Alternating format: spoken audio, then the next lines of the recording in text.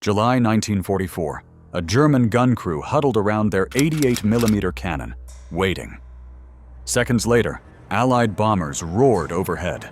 The Flak thundered. One hit could tear a plane from the sky. And yet, 4 out of 5 of these men would never survive the war. How could the deadliest gun in Europe also be a death sentence for its own crews? But this scene in 1944 was only the end result. To understand why so many crews died behind the gun, we need to go back to the secret factories of the 1930s, where the story of the Flak 18 began. The origin: Flak 18. They called it the Flak 18, but the number was misleading. It wasn't some relic from the Great War. It was brand new, born in the early 1930s, forged in the smoke and secrecy of Krupp's factories in Essen. On paper, it didn't even exist. The Treaty of Versailles had banned Germany from making weapons like this, and the Allies believed they had chained the country's industrial giant for good. But the Germans were already cheating, hiding their war industry in plain sight. They set up tractor factories, supposedly producing farm machinery, while in reality they were building tanks and artillery pieces. Behind closed doors, Krupp engineers were sketching out something that would reach higher and hit harder than anything before. In the First World War, aircraft had gone from flimsy wood and cloth kites to weapons that could scout, bomb, and change the flow of battle. By the 1930s, bombers were growing bigger and faster. The Soviet Union fielded the massive TB-3, while across the Atlantic, Boeing was designing the B-17 Flying Fortress. These machines could fly at heights small-caliber anti-aircraft guns simply couldn't reach.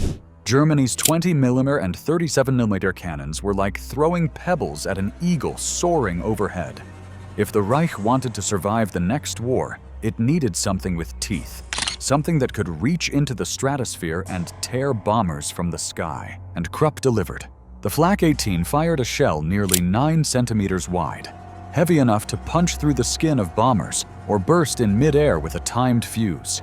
Its muzzle velocity was staggering, 820 meters per second, faster than most rifle bullets. When fired nearly straight up, the gun's shells could reach bombers cruising at 35,000 feet. For comparison, the top fighters of the time struggled to climb that high, let alone hold position long enough to intercept. This meant the Flak 18 could hit what even the Luftwaffe's pilots might miss. But the gun was more than just raw power. Its design was brutally practical. Mounted on a cruciform carriage, it could rotate in a full circle, with elevation angles from near horizontal to almost vertical. That meant it wasn't just an anti-aircraft piece. It could, in theory, be turned against ground targets as well. A trained crew of 10 could bring the beast into firing position in just 2 to 3 minutes, deploying it from its transport half-track and leveling it on the field. It was heavy, nearly 7 tons, but that weight gave it stability. Once anchored, it was like a steel fist planted in the earth. Operating it required discipline. There was the commander, who gave firing orders, the gunner, who adjusted the aim with precision, the loader, who slammed shells into the breech, and rangefinder operators, who tracked altitude and speed of incoming aircraft. Ammunition handlers kept the flow of shells constant, sweating as they heaved one after another into waiting hands. A single battery in action was like a machine in itself. Every man part of the rhythm, every second spent shaving away the thin line between survival and death. This was the Flak 18's world. It wasn't glamorous. It wasn't sleek like a fighter plane or romantic like a tank charge. It was industrial death. Steel, math, and muscle, fused into a weapon that didn't forgive mistakes. And yet, it was only the first version. Germany would refine it again and again, turning this machine into something far more dangerous. Evolution. Flak 36 and 37. The Flak 18 had set the stage, but it was only the beginning. The Germans were not content with a weapon that could shred aircraft, yet punish its own crew with long downtimes and exhausting setup. They studied every weakness, every breakdown, and every casualty. Out of that trial by fire came the Flak 36. Its most important change was deceptively simple. A barrel that could be swapped in sections. before, when a barrel wore out, the whole thing had to be replaced. A process that ate up precious hours in the middle of a war that never slowed down. With the new design, crews could change individual parts, getting the gun back into action faster, turning what once meant hours of silence into minutes of preparation. In combat, that difference meant survival. The Spanish Civil War had taught another hard lesson. German crews there had learned firsthand how exposed they were when enemy snipers or riflemen got close. A gun crew silhouetted against the sky was a target just as much as the plane overhead. So the Flak 36 received a steel shield bolted to the front of the carriage, crude but effective. A plate of armor meant to keep crews alive long enough to fire again. It wasn't proof against heavy weapons, but against small arms it gave just enough protection to matter. These changes reflected the battlefield itself shaping the weapon, each upgrade written in blood. Mobility was another problem. The first model was a nightmare to move and emplace, requiring long setup times that exposed crews to enemy fire. The Flak 36 introduced a redesigned carriage, the Lafette 36, that cut emplacement time drastically. Instead of hours, it could be made ready in minutes. That meant the gun could follow fast-moving armored columns across open ground, or shift positions quickly before Allied bombers could pinpoint them. A weapon chained to the ground had now become a predator on wheels. Then there was the matter of power. By the late 1930s, bombers were faster, higher, and tougher than the lumbering aircraft of the First World War. To meet that challenge, the Flak 36 pushed its muzzle velocity to 840 meters per second. The shells screamed into the sky at speeds high enough to tear through aluminum skins and fuel tanks with brutal efficiency. That speed also meant the gun became more lethal against armored targets below. What had begun as an anti-aircraft gun was starting to reveal a darker versatility. But the Germans weren't finished. The Flak 37 arrived with something far more revolutionary than steel shields or faster barrels. It came with a nervous system. Crews could now connect multiple guns with cables running back to a central fire control director, a device that gathered calculations and fed them to each weapon. Before this, each crew worked largely on its own, squinting through sights, judging distances, relying on training and instinct. Now, the 88s, as Allied troops grimly called them, a shorthand for the gun's 8.8 centimeter barrel, could act as one machine, their fire synchronized, their shells timed to burst in deadly patterns where enemy bombers were most likely to be. It wasn't just a gun anymore, it was a network. This was where the weapon began to rival early computers. The data transmission system allowed information to flow in real time, turning human error into machine precision. Entire batteries of 88s could open up at once, their explosions forming a wall of fire miles above the earth. American and British bomber crews later described flying into these barrages as flying into storms made of steel. The air itself seemed weaponized, detonations hammering the sky with invisible fists. Crews also gained direct view sights, giving them more accuracy against ground targets. This was the quiet, deadly shift that would make the 88 infamous among Allied tankers. At first, it was an anti-aircraft gun that happened to be effective against tanks. Soon it became a tank killer that happened to be deadly against planes. Allied soldiers would come to know it simply as the 88. German crews, with a touch of pride, still called it the 88, though only as shorthand among themselves. And yet, for all its upgrades, for all its precision, there remained a question. A gun this advanced could kill, yes, but how did the men behind it actually find their mark? How could they track bombers moving faster than sound seemed to travel, calculate angles that shifted second by second, and unleash fire so accurate it seemed almost inhuman? The answer was not the barrel, not the shield, not the carriage. It was the mind of the machine that guided it, a fire control system unlike anything else in the world at that time. Fire control system. The system that made the 88 come alive was the Kommando Gerät 40. To an outsider, It looked like a jumble of gears, levers, and dials. In reality, it was a mechanical brain, an analog computer built 2 decades before silicon chips existed. Crews fed it numbers: altitude, speed, angle, distance, and in seconds it spat out firing solutions. It told the gunners exactly where to point the barrel and when to fire. What made it remarkable was that it did all of this continuously, tracking moving aircraft in real time. Operators, many of them young men barely out of school, worked with the precision of mathematicians. They sat with headphones on, cranking dials, reading tables, and turning raw data into coordinates that could mean life or death for an incoming bomber crew. Against this, the Allies were not standing still. In Britain and America, scientists were fusing physics with electronics. Radar began guiding anti-aircraft fire, cutting down the guesswork. And in 1942, something almost science fiction appeared: the proximity fuse. Officially called the VT fuse, it was a miniature radar transmitter hidden inside a shell. Instead of relying on a direct hit, the fuse detonated when it sensed an aircraft nearby. For German bombers over London, this was devastating. Yet the Germans never solved the puzzle themselves. Their 88 crews fought on without it, forced to rely on sheer volume of fire and the accuracy of their mechanical calculators. The numbers tell the story. In the early years of the war, the 88 was brutally effective.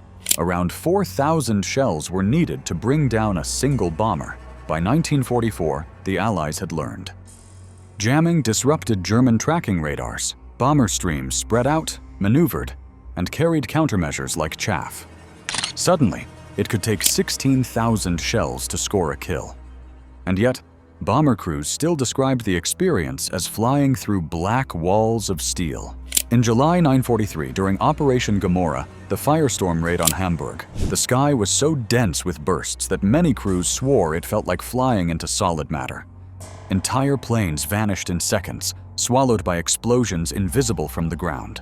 For the crews manning the guns, this was no machine-like exercise.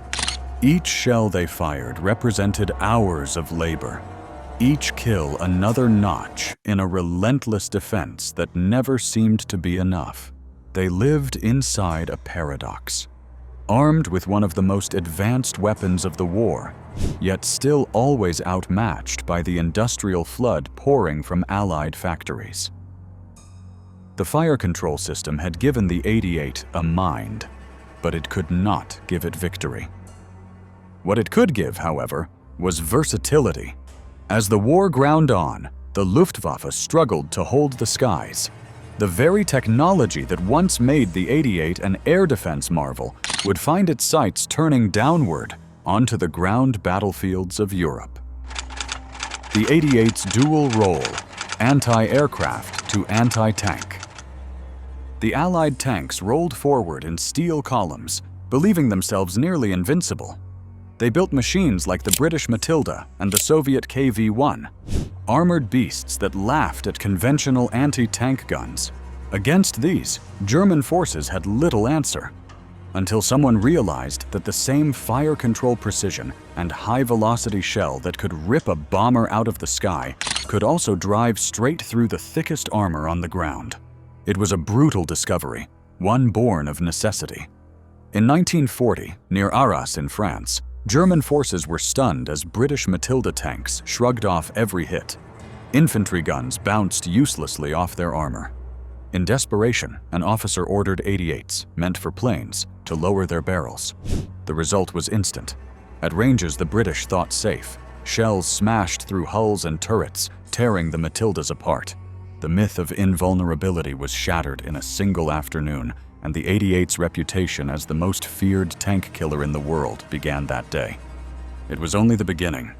It spread like wildfire through the Wehrmacht. The story of the British Matilda being split open by an anti-aircraft gun at Arras carried the weight of legend. Officers told it as a warning, tank crews whispered it with dread, and artillerymen boasted of it as proof of German ingenuity. The 88 had proven it could do the impossible, and that reputation stuck. But reputations in war were never clean. The gun's rise to fame came at a cost measured not only in enemy steel, but also in German blood. The truth was the 88 had already tasted combat before Arras. In Spain, during the Civil War of 1936 to 1939, the Germans sent their Condor Legion to aid Franco. That conflict became a live-fire laboratory for Hitler's weapons. There, the 88 was first dragged into a role beyond shooting at the sky. The Legion found that its high-velocity shells could smash through bunkers around Madrid and tear apart Soviet-supplied T-26 tanks. These moments were small, scattered, but they planted a seed.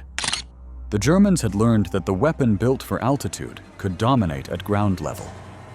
When the Second World War opened in September 1939, Germany fielded around 2,600 of these guns.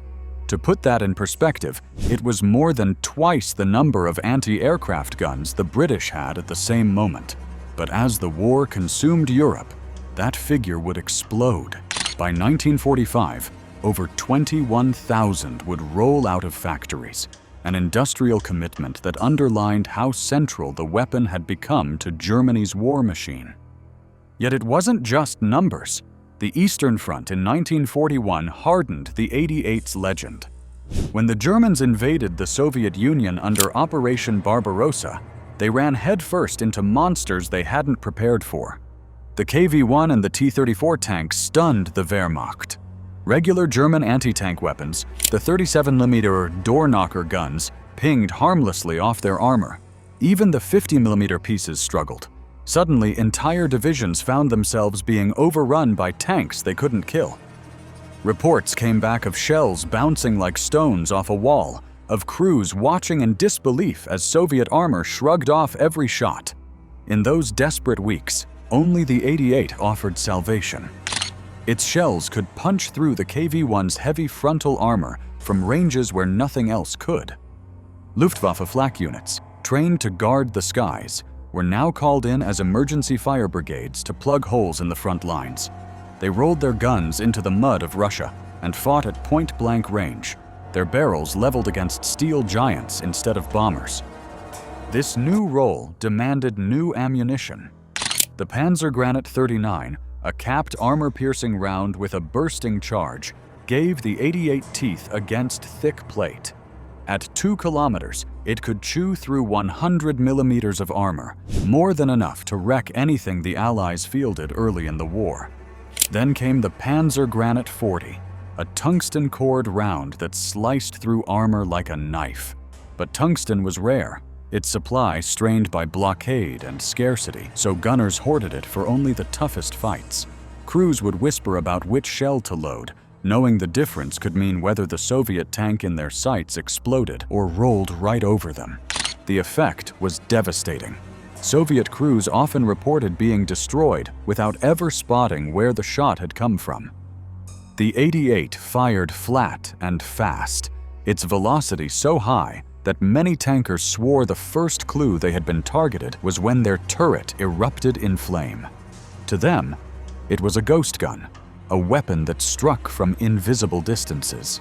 But if the 88 turned enemy tanks into burning wrecks, it also made its own crews targets of the deadliest kind: crew vulnerability and casualties. When the skies belonged to the enemy, there was no hiding for a flak crew. The gun's shield was barely more than a thin sheet of steel, enough to deflect shrapnel, but useless against a strafing run. American P-51 Mustangs and Thunderbolts learned quickly that the best way to silence the dreaded 88 was to attack the men who served it. Survivors later described the sound: the shriek of diving engines, the crack of 50 caliber rounds hitting dirt and steel, the smell of burning powder. There was no foxhole deep enough. Men crouched under the carriage, pressed into the mud, knowing that at any moment a rocket could erase the entire crew in one blinding flash. By 1943, Germany was bleeding manpower at a catastrophic rate, and the flak batteries became a dumping ground for whoever could still stand behind a gun. Older men who had already served one war, wounded soldiers no longer fit for the front, and boys barely old enough to shave were pressed into service. Hitler Youth, sometimes only 15 or 16, were taught to load shells taller than themselves. In Berlin and Hamburg, women filled auxiliary roles, tracking enemy bombers on radar screens, passing firing solutions by telephone to the men in the open air.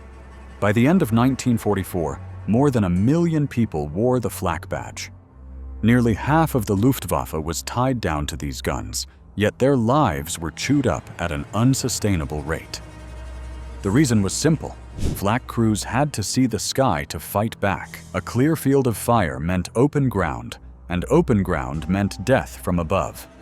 Allied bomber commands considered suppression of Flak just as important as the destruction of their targets. Bombs fell not only on cities, but directly onto gun emplacements. Cluster munitions, like the British 4-pound butterfly bombs, fluttered down by the hundreds, each one designed to shred men scattered around their weapon. Sometimes artillery fire walked in on their positions before a bombing raid, forcing crews to man their guns under a rain of shells. Even when they fought back with discipline, even when they hit home, the odds never favored them. For every bomber that fell smoking into a German field, countless flak gunners were left broken beside their mounts. By 1945, casualty rates in some units climbed to 70% or more. Yet the order never changed. Stay by the gun, fire until destroyed, buy time for the Reich that was already crumbling around them. And so the weapon that had once symbolized German power became a grave marker for the men chained to it. Faced with these mounting losses, the German leadership searched for ways to protect both the guns and their crews. In desperation, Germany tried to shield its cities and its crews by building massive concrete fortresses, structures so imposing they still scar European skylines, even to this today. Flak towers, last-ditch fortresses. Even as the Reich collapsed, the Flak towers stood tall, their jagged silhouettes cut across the ruined skylines, defiant in the face of inevitability. Built on Hitler's order after the RAF's first bombing of Berlin in September 1940, these were not ordinary bunkers, but vast fortresses of concrete and steel. Berlin, Hamburg, and Vienna saw 8 such complexes rise from the ground, each one a mountain of reinforced walls.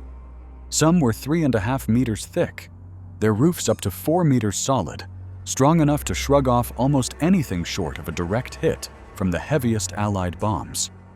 They were shelters too, swallowing whole neighborhoods in their hollow cores. Up to 10,000 civilians could cram inside one tower, waiting as the city above them burned. On the roofs, the guns bristled. The most feared were the 12.8 cm Flak 40s, mounted in twin pairs, 4 to a tower. Each barrel was longer than a man and could throw a 26-kilogram shell into the sky at over 880 meters per second. Around them, layers of smaller weapons filled the gaps: 88s, 37mm cannons, and the rapid-fire 20mm guns that could cut into bomber formations like saw blades. Together, they turned each tower into a vertical warship anchored in the middle of the city, its decks stacked with firepower, its walls impregnable. By 1945, these towers were more than flak positions. They became last redoubts, fortresses where troops and civilians alike made their final stands. Soviet artillery crews learned quickly that it was easier to bypass them than to try breaking them apart. Shell after shell from even the largest guns barely left scars. Direct assaults cost lives by the hundreds. In Vienna, the towers became islands of resistance, some of the last German positions to surrender in April 1945. As the Red Army closed in, the towers remained stubborn monoliths, refusing to fall even as the Reich crumbled around them. After the war, they stood like scars on the European landscape, too massive to demolish, too symbolic to repurpose. They loomed over cities for decades. In Berlin, 3 were built, and to this day, their hulking remains can still be found. Some swallowed by forests, others repurposed as climbing walls or data centers. In Vienna, their shapes still dominate certain districts, relics of a war the city never forgot.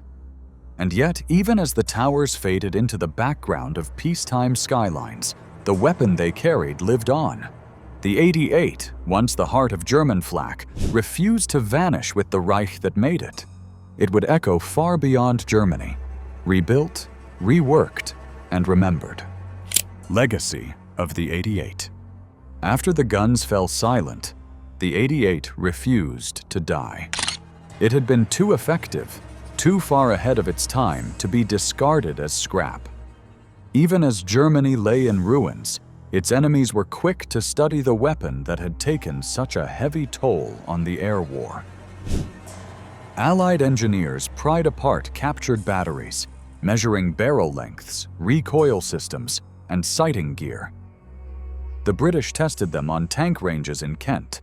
The Americans hauled them across the Atlantic for trials at Aberdeen. The Soviets, who had faced them up close on the steppes, copied the lessons directly into their own heavy gun designs.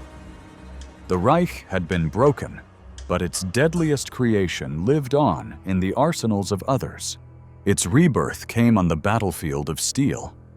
What had begun as an anti-aircraft gun became the heart of German armored might. The Tiger I, fielded in 1942, carried the 88mm KWK-36. Allied tank crews quickly learned that its range and killing power were unlike anything they had faced before. Shermans could be destroyed at 2 kilometers, sometimes before their crews even realized they were being hunted. Later came the PaK-43, an even longer version of the gun. It was mounted on the Nashorn and Elephant tank destroyers, and finally on the massive Tiger II. Soldiers who faced it described the experience as hopeless. Even the best armor of the Allies was little more than paper when struck by its shell. By war's end, the PaK-43 had earned a reputation as the single most feared anti-tank gun of the conflict. The weapon's story stretched into the years after 1945. Captured guns were still in service long after the swastika had fallen. Spain held on to them, using them well into the Cold War. Greece positioned them along its rugged borders. Smaller nations with limited resources adopted the 88 wherever they could, a relic of German design pressed into new wars that had nothing to do with Hitler's Reich. In a strange twist, the very weapon that had once defended Berlin was now guarding other nations from new enemies.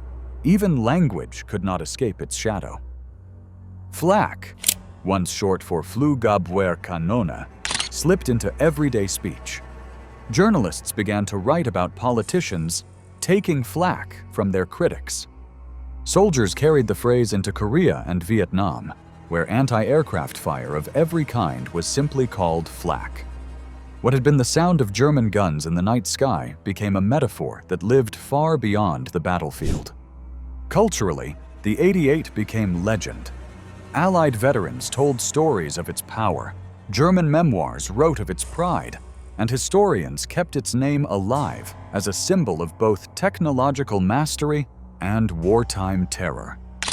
Museums across Europe placed it in their halls, sometimes standing beside the tanks it had once destroyed. Even the flak towers, stripped of their teeth, remained as reminders. Some were blown apart by dynamite in the 1950s, others turned into climbing walls, aquariums, or art spaces. They could be reshaped, but they could not be erased. And so the weapon outlived the empire that built it. Feared and admired in equal measure, the 88 became more than a gun. It became a myth, one forged in the smoke of battle, carried forward in memory, and paid for in blood.